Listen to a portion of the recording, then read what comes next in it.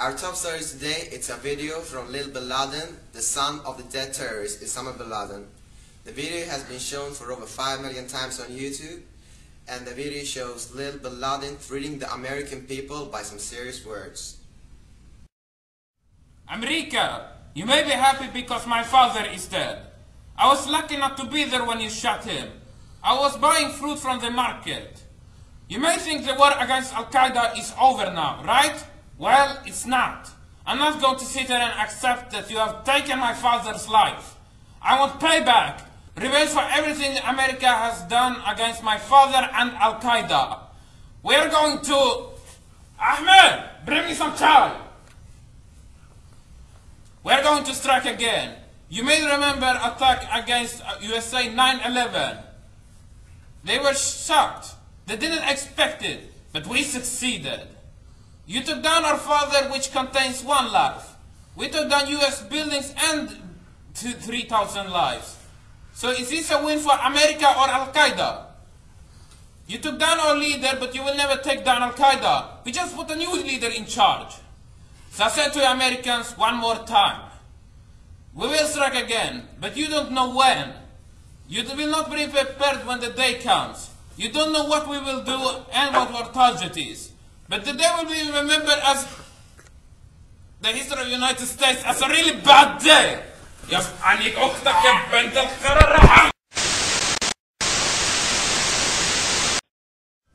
That was the video. And now, welcome our scientist in terrorism, Chris Anson. Hi and welcome, Chris. Thank you. So tell me, do you think Lil Bin Laden is lying about this, or is he telling the truth? Well, this could be a lie, but I think he wants to avenge his father's death. So my conclusion is that he is talking the truth and he has plans to attack America. And how did the US military handle this? Well, President Obama has sent some special forces to Pakistan because we think that's where the headquarters of Al-Qaeda are. Their mission is to eliminate the network of Al-Qaeda as fast as they can, which is very hard. And what can a civilian American do in this situation? Well, as he tells us in the video, we don't know when he will strike, because it could be today, it could be in 10 years, it could be never. And we don't know even we don't even know the target, because in 9/11 we didn't know they would strike the World Trade Center. So an American civilian can live his life without worrying about the threats. I think that's the best advice. That's very good to hear. I think that was all. Yeah. Thanks for coming to our studio, Chris. Thank you. Have a good day. And now we're moving on with the sport.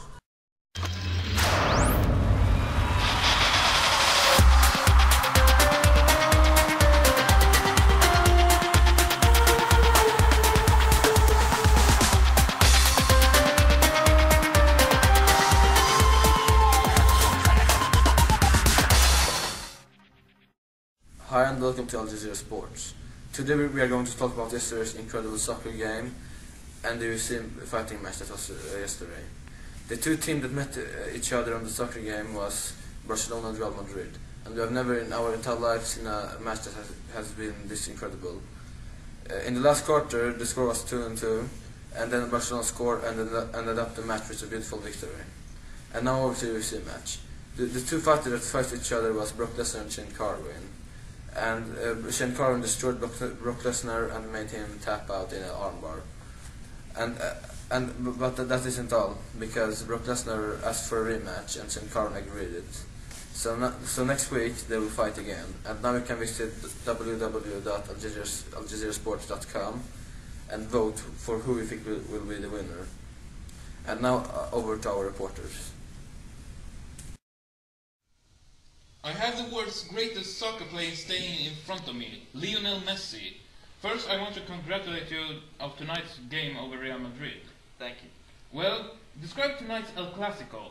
Well, it was a tough game. The both teams were fighting hard to win. The 3-2 goal that I scored turned on Real, and they didn't pressure the last quarter. I'm glad that we held out, but it was the toughest quarters I ever experienced. Well, how important was it to win this game? A lot. We just earned 3 points of tonight's game. That means we're on top of the La Liga with 2 points ahead from Real Madrid.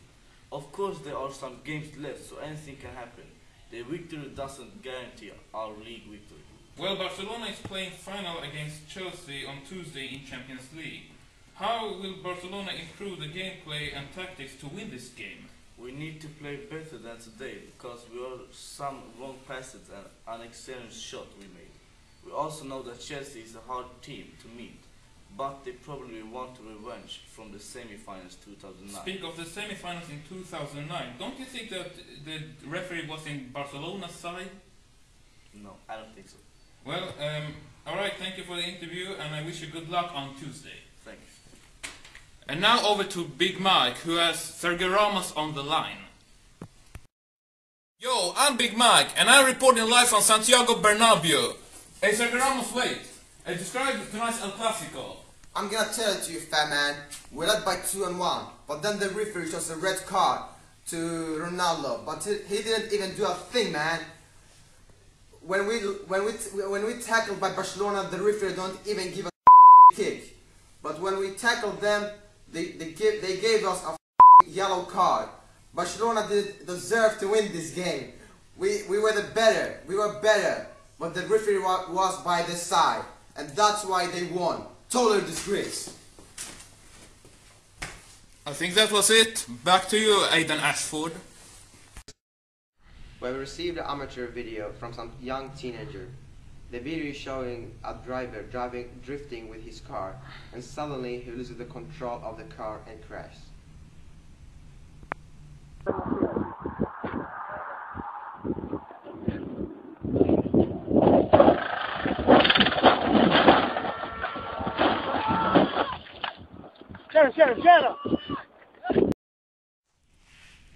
We have gotten the information that the driver has now woken up in the hospital, and we have our reporter, Kim Schofield, on place to interview him. Over to you, Kim. Hello there. I'm here live with John. John, tell me, how do you feel now? I'm a little bit high, but I broke my leg, I scratched my hands, on my feet, on my body, and I'm a little bit tired. What's happened out there? Like I said, I was high, I was drifting with my car, then I saw two girls, then I crashed. So, how do you feel now after the operation?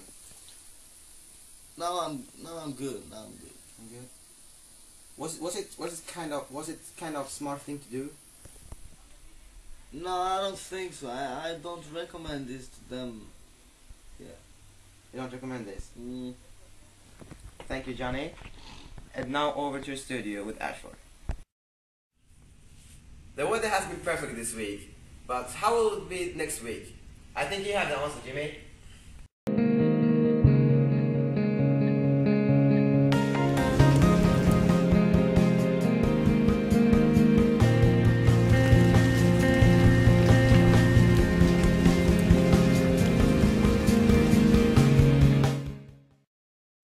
Hello there.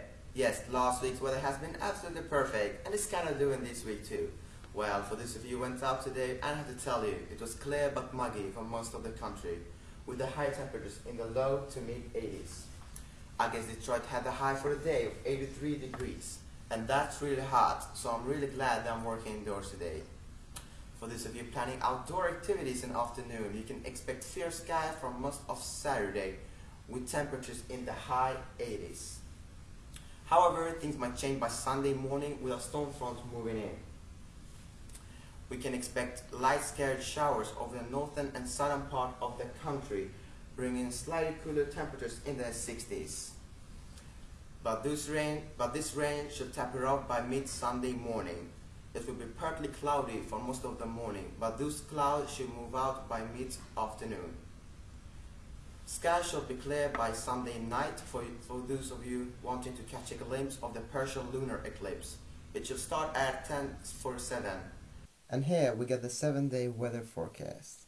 In Monday it will be partly sunny with a high temperature near 72 degrees. In Tuesday there's a 5% chance of rain. It will be partly sunny with a high temperature near 70. In Wednesday there's a low chance of rain. It will be mostly cloudy with a temperature around 59 degrees. Tuesday will be like Wednesday. There will be a slight chance of rain it will be mostly cloudy with a low temperature around 49. In Friday, there will be a 50% chance of rain. Showers likely. It will be mostly cloudy with a high temperature near 56. South and between 9 and 17 mph, with gusts as high as 22 mph. In Saturday, there's a 10% chance of rain before 11 p.m. It will be mostly sunny with a high temperature around 59. And that's all for today's weather and Al Jazeera news. Thank you and see you next week.